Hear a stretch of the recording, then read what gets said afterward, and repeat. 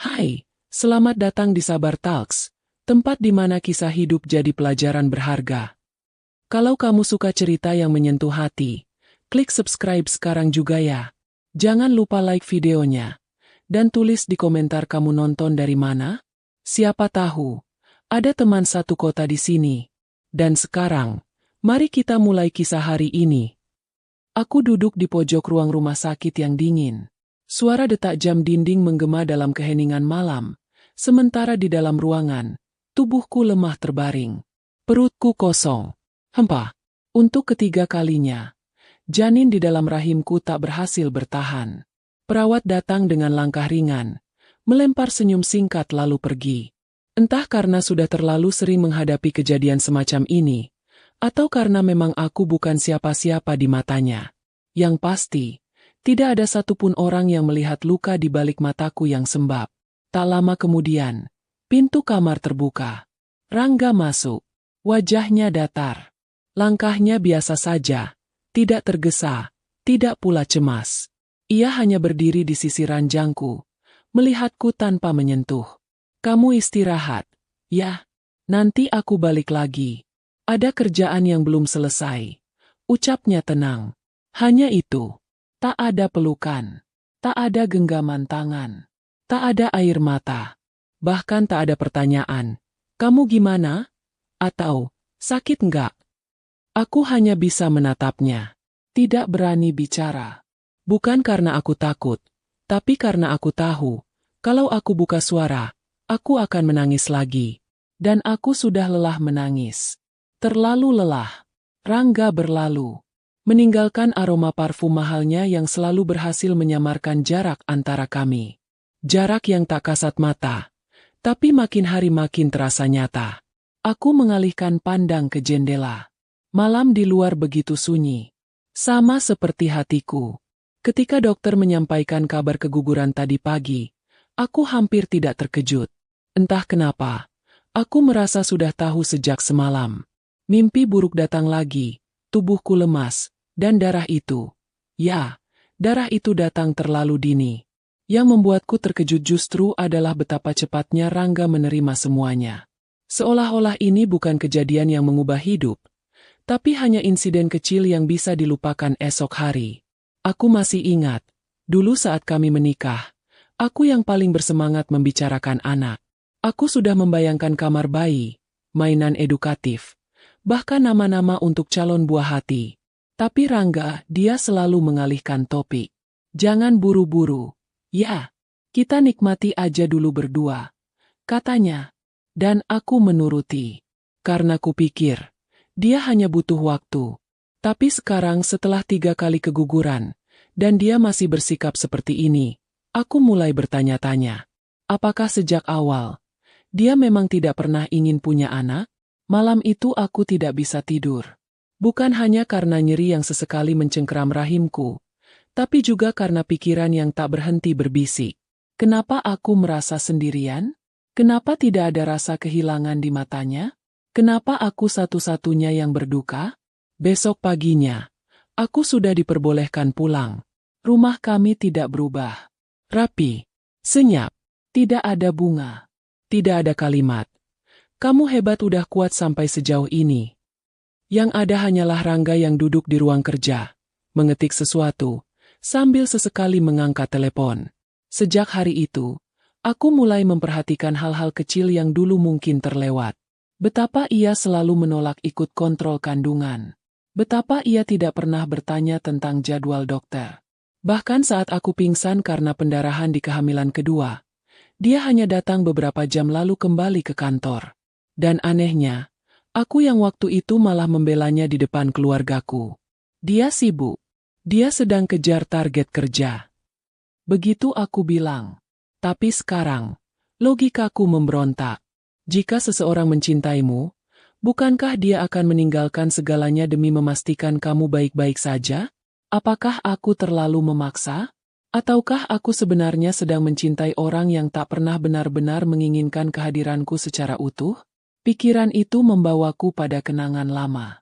Pernah suatu malam, di awal-awal pernikahan, aku mengajaknya bicara soal masa depan. Tentang anak.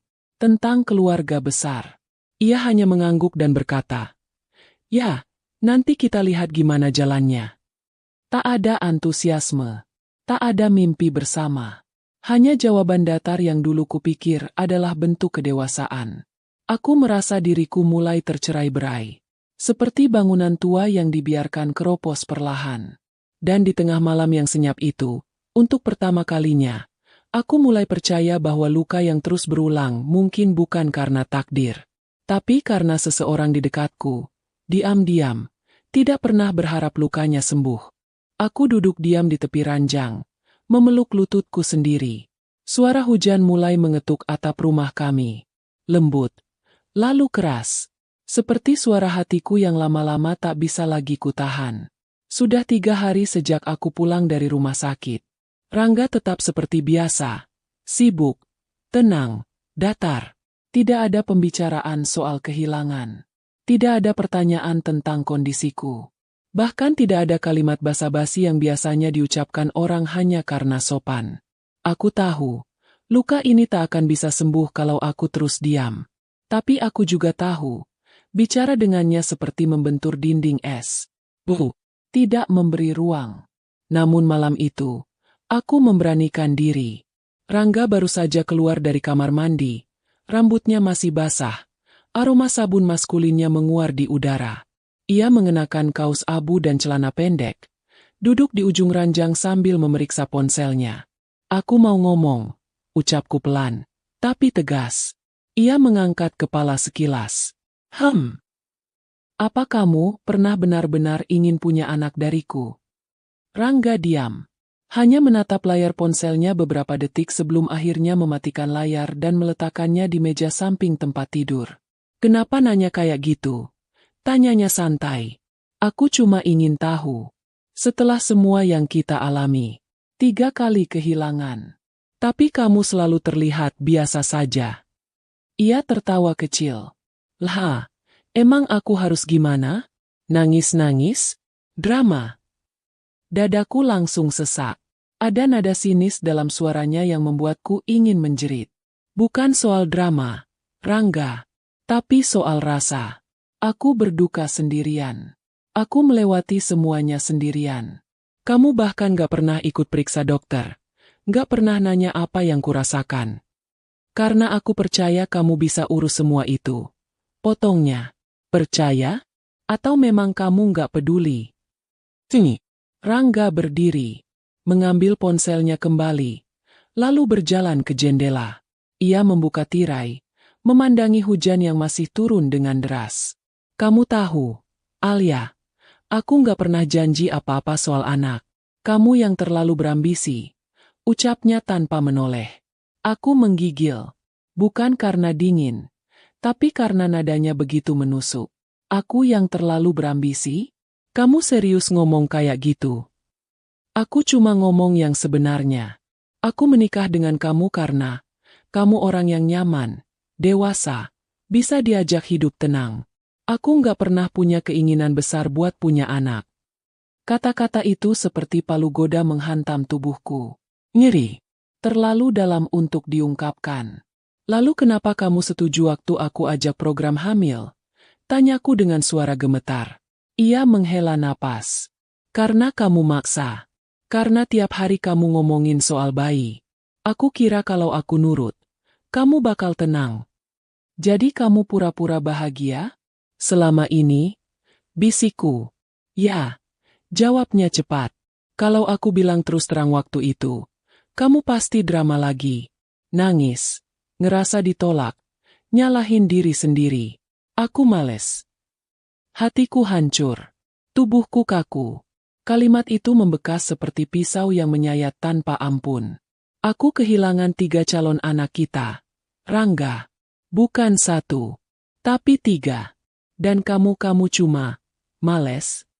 Alia, kamu harus tahu, gak semua orang punya mimpi yang sama kayak kamu. Kamu pengen jadi ibu. Oke. Tapi aku pengen hidup tenang. Tanpa ribut soal popok, tangis bayi tengah malam, biaya sekolah, atau rusaknya hidup karena hal-hal kayak gitu. Kata-kata itu membuatku menatap wajahnya dengan pandangan baru. Wajah yang selama ini ku cinta, yang kupeluk setiap malam, kini terasa asing. Seolah aku sedang berbicara dengan orang lain. Orang yang tak punya empati, tak punya jiwa. Aku pikir kamu cuma belum siap, Rangga. Tapi ternyata kamu memang gak pernah mau. Benar. Jawabnya mantap. Dan kalau kamu masih ngotot terus, aku gak tahu apa kita bisa lanjut. Darahku seperti berhenti mengalir. Ancaman itu bukan sekadar kata. Itu adalah garis akhir. Aku berdiri perlahan, berjalan ke kamar mandi, dan mengunci diri di dalam. Air keranku buka penuh, membiarkan suara derasnya menutupi isak tangisku. Aku teringat semua pengorbanan yang kulakukan.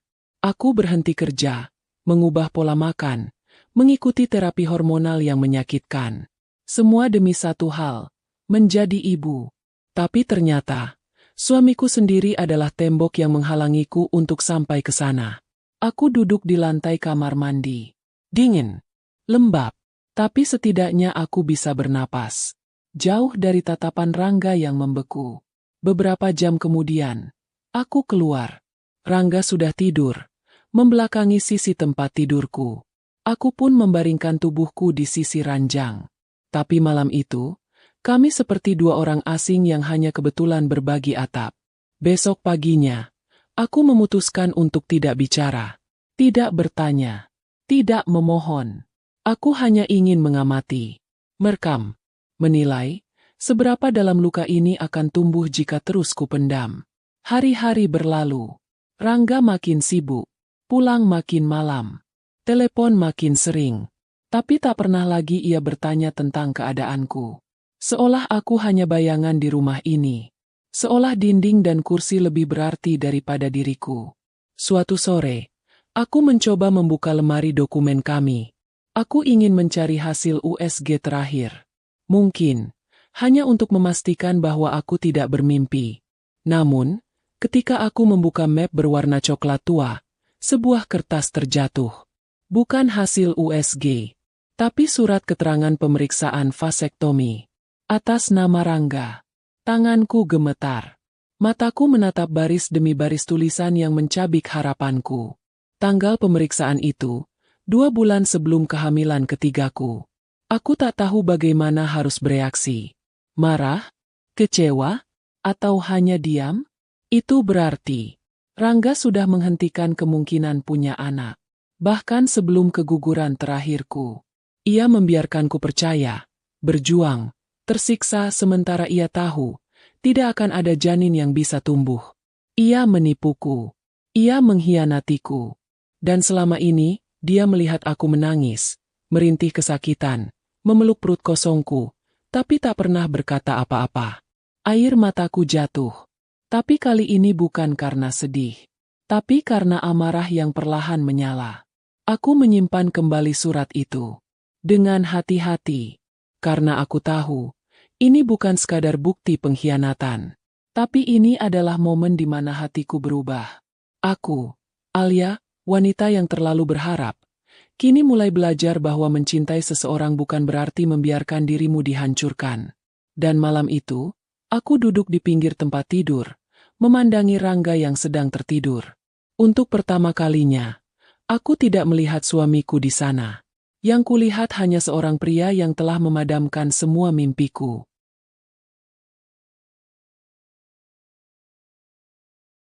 Dan anehnya, aku tidak menangis lagi malam itu.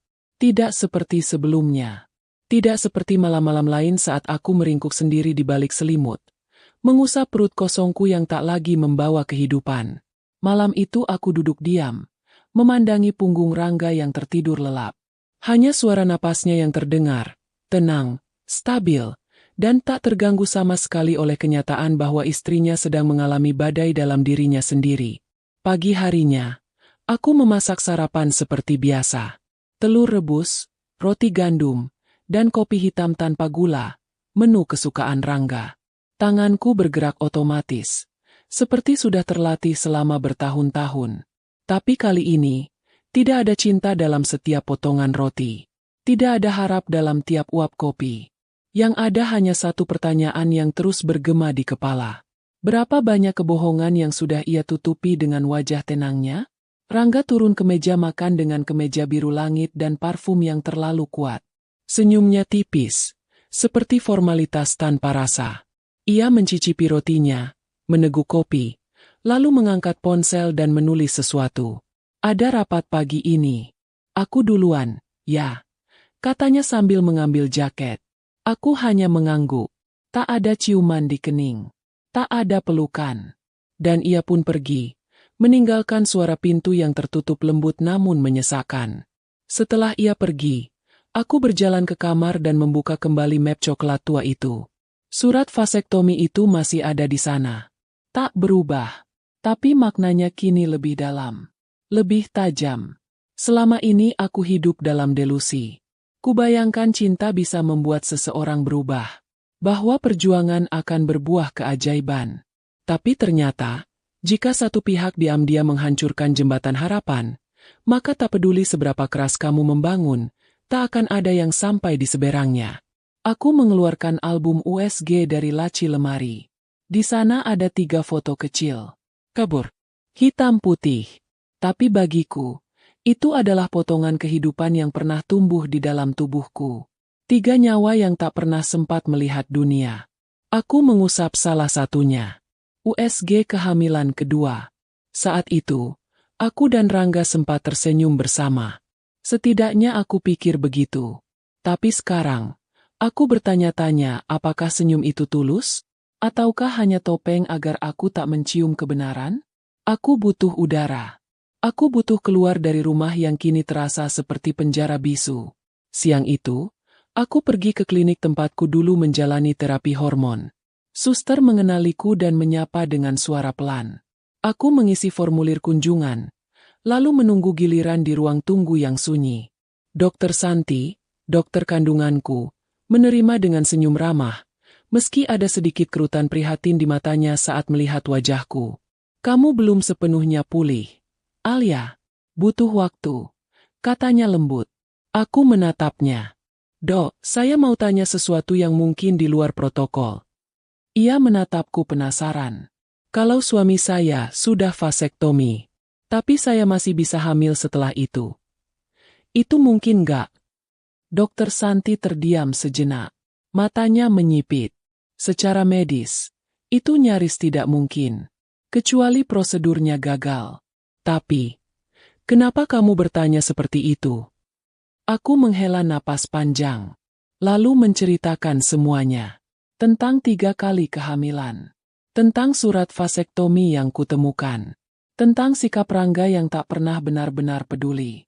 Dokter Santi mendengarkan tanpa menyela. Di akhir ceritaku, ia mengangguk pelan. Saya tahu kamu kuat, Alia. Tapi kamu juga harus tahu, tidak semua perjuangan layak dilanjutkan. Kata-kata itu menggantung di udara. Lembut, tapi menampar. Dalam perjalanan pulang, aku merasa tubuhku melayang. Bukan karena lelah, tapi karena beban yang selama ini kupikul mulai menuntut untuk dilepaskan. Saat sampai di rumah, Rangga belum pulang. Aku duduk di ruang tamu. Mataku menangkap rak buku kecil di pojok ruangan. Salah satu laci terbuka sedikit. Aku berjalan mendekat, mendorong laci itu sepenuhnya, dan menemukan kotak kecil berwarna hitam. Dengan tangan gemetar, aku membukanya. Di dalamnya, ada sekotak obat tidur, beberapa bon hotel, dan sebuah ponsel yang bukan miliknya yang biasa. Jantungku berdetak cepat. Jemariku membuka ponsel itu. Tidak dikunci. Seolah disembunyikan karena tidak pernah disangka akan ditemukan. Di dalamnya, pesan-pesan dari seorang perempuan bernama Dira memenuhi layar. Dira, kapan kamu bisa lepas dari dia? Aku capek nunggu. Dira, jangan bilang dia hamil lagi. Serius, gue bisa gila. Dira, gue seneng kamu udah steril. Sekarang kita bisa bebas. Aku mematung. Dira, bukan hanya Rangga tak ingin punya anak, tapi ia juga tak ingin hidup bersamaku. Ia sudah memilih jalannya sejak lama. Dan aku cuma alat untuk menjaga citra. Penjaga rumah. Topeng dalam pernikahan yang tak pernah ia niatkan. Ketika suara mobil masuk ke garasi, aku buru-buru menutup kotak dan menyelipkannya kembali. Napasku tercekat. Mataku panas. Tapi aku tak akan gegabah. Belum. Rangga masuk, melepas sepatu, lalu melihatku. Kamu udah makan? Aku tersenyum kecil. Udah. Kamu? Ia mengangguk. Tadi makan di kantor. Aku hanya mengangguk balik. Dan untuk pertama kalinya, aku berbohong. Aku tidak ingin konfrontasi malam ini. Aku ingin perhitungan yang sempurna. Aku ingin kepergianku kelak menjadi luka yang diam-diam menganga selamanya. Malam itu, aku tidak tidur. Aku menyiapkan rencana. Diam-diam mengunduh semua bukti dari ponsel itu. Mengirimnya ke email pribadiku. Menyimpan foto surat vasektomi. Merekam percakapanku dengan dokter. Semuanya. Karena aku tahu, aku tidak akan lagi memperjuangkan sesuatu yang hanya aku sendiri yang mau. Tapi sebelum aku pergi, aku ingin Rangga tahu bahwa semua yang ia pikir bisa dikubur diam-diam. Kini sudah ku tahu, dan aku tidak akan diam.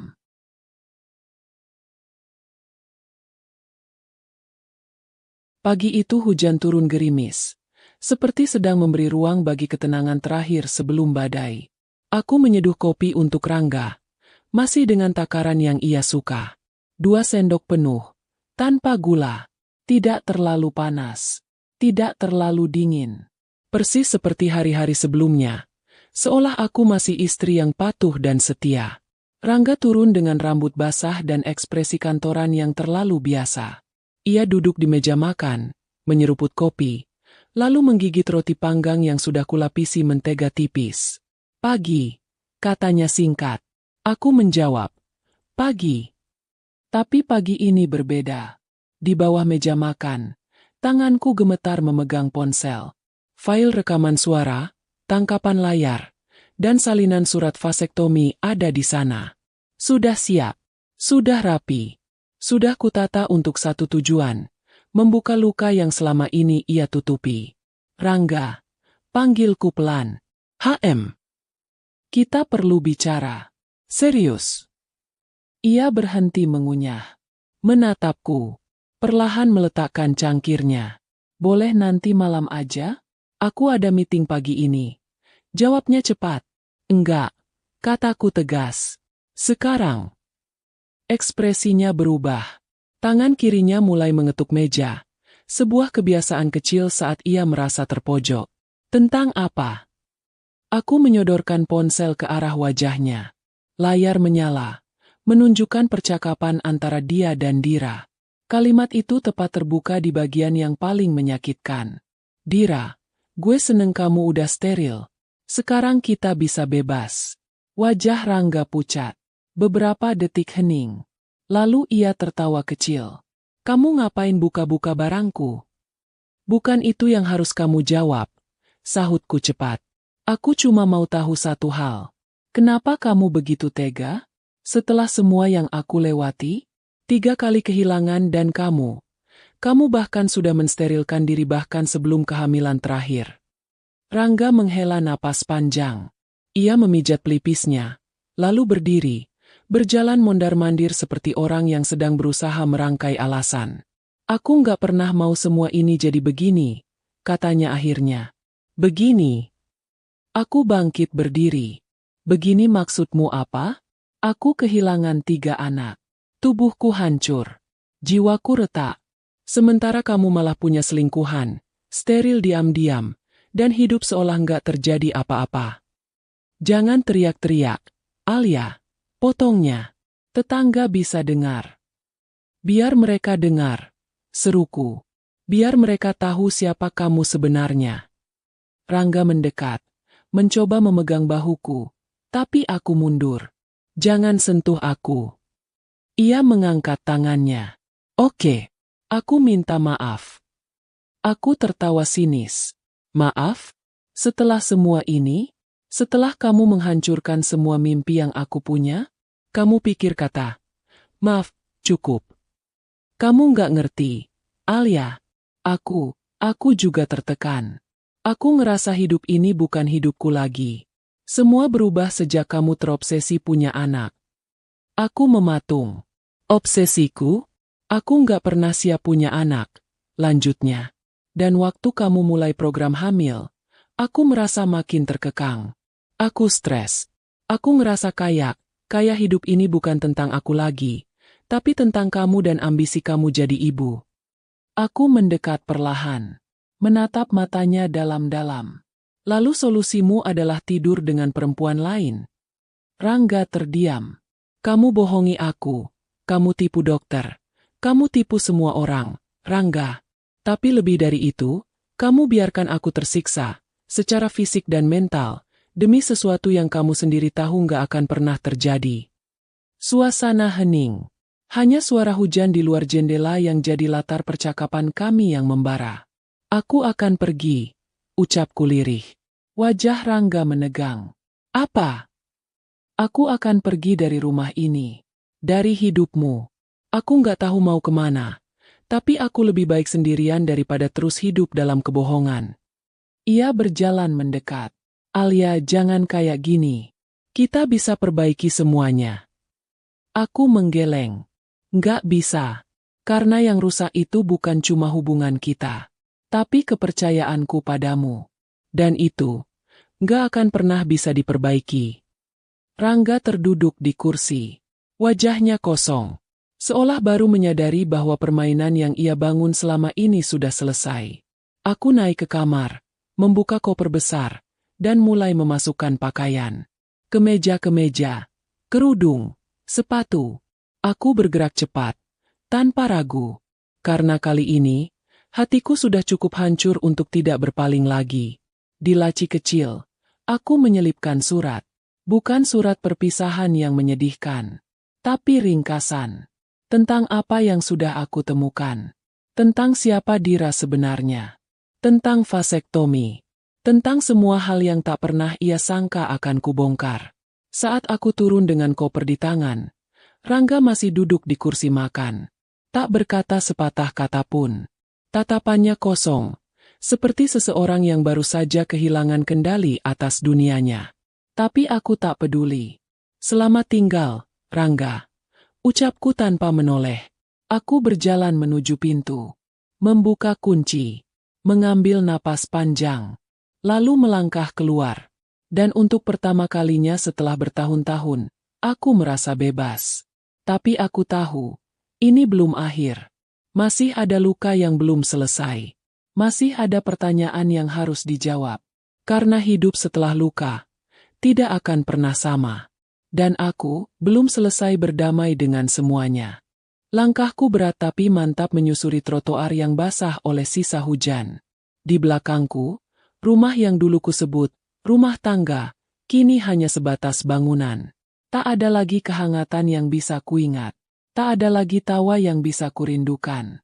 Setiap suara langkahku terasa seperti tanda baca terakhir dari sebuah kalimat panjang yang menyesakkan. Tapi aku tahu, aku belum menutup cerita ini. Belum sepenuhnya. Kuhentikan taksi di pinggir jalan. Supirnya menatapku melalui kaca spion. Matanya seolah membaca luka yang tertulis di wajahku. Tapi ia tak bertanya. Dan itu cukup menenangkan. Aku menyebutkan alamat. Rumah orang tuaku. Tempat yang lama tak kukunjungi karena Rangga tak pernah merasa nyaman berada di sana. Alasannya, keluargamu terlalu banyak ikut campur. Dan aku, seperti biasa, menuruti. Kini, aku ingin kembali. Bukan untuk minta dikasihani, tapi untuk berdiri sendiri di tanah yang pernah membuatku kuat. Perjalanan cukup lama. Hujan turun lagi, membasahi jendela. Aku menyandarkan kepala, memejamkan mata. Tapi kenangan datang seperti mimpi buruk yang tak pernah selesai. Aku teringat saat pertama kali mengetahui aku hamil. Tangisku pecah karena bahagia. Rangga memelukku waktu itu, tapi pelukannya dingin. Aku terlalu bahagia untuk menyadarinya. Atau mungkin aku memilih untuk tidak sadar. Lalu kehamilan kedua, saat aku kehilangan banyak darah, nyaris koma, dan Rangga malah marah karena aku terlalu manja. Aku diam, karena kupikir mungkin dia takut. Tapi sekarang aku tahu, Itu bukan ketakutan. Itu ketidakpedulian. Dan kehamilan ketiga. Itu bukan sekadar kehilangan. Itu adalah akhir dari kepercayaanku.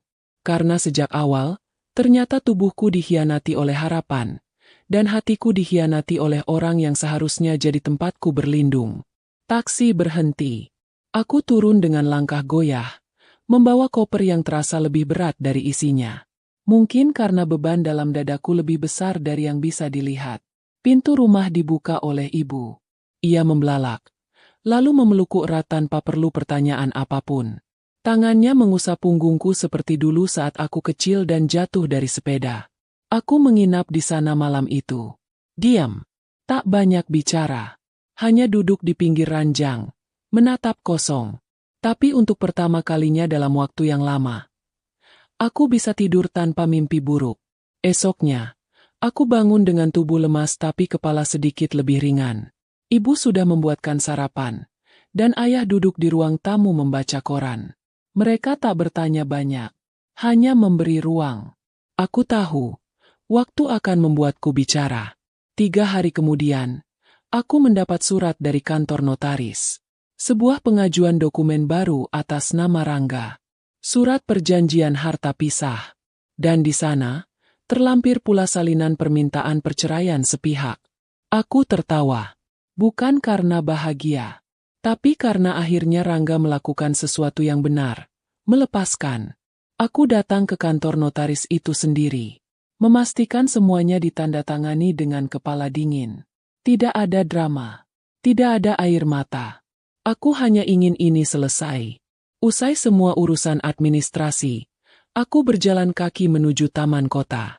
Duduk di bangku besi yang dingin, melihat anak-anak berlarian. Ibu-ibu menjemur bayi di bawah matahari yang malu-malu. Ada senyum di wajah mereka. Ada kehidupan. Dan saat itulah, untuk pertama kalinya, aku menangis. Bukan karena kehilangan Rangga, tapi karena aku akhirnya bisa merasakan duka itu secara penuh. Tanpa ditahan. Tanpa ditutupi. Tanpa pura-pura kuat di hadapan suami yang bahkan tidak pernah ingin aku bahagia. Aku menangisi 3 calon anakku, yang mungkin kini sedang bermain-main di langit, yang tak sempat kupeluk, tapi pernah tumbuh dalam tubuhku, dalam doaku. Dan aku tahu mereka bukan hasil kegagalan. Mereka adalah tanda bahwa aku bisa mencintai. Dengan tulus. Dengan seluruh jiwa. Malamnya, aku kembali ke rumah orang tuaku dengan langkah lebih ringan. Aku menatap cermin di kamarku. Melihat bayangan seorang perempuan yang tidak lagi sama. Ada luka, tapi juga ada keberanian. Beberapa hari kemudian, aku menerima pesan dari nomor tak dikenal. Kalimatnya pendek. Aku tahu kamu udah pergi. Tapi kalau suatu hari kamu sadar semua ini salah, aku masih di sini. Aku tak membalas. Aku hanya tersenyum kecil. Karena satu hal yang akhirnya benar-benar kupahami. Aku tidak kehilangan cinta. Aku hanya kehilangan seseorang yang tidak pernah layak menerima cintaku. Aku memilih hidup. Dengan caraku. Dengan luka-luka yang akan sembuh oleh waktu. Bukan oleh penyesalan dari seseorang yang datang terlambat. Dan malam itu, aku menulis sesuatu di buku harianku. Aku, Alia, istri dari seorang pria yang tak pernah ingin menjadi ayah. Ibu dari 3 jiwa yang tak sempat lahir. Dan sekarang, perempuan yang memilih untuk tidak terus menunggu cinta yang tak pernah datang.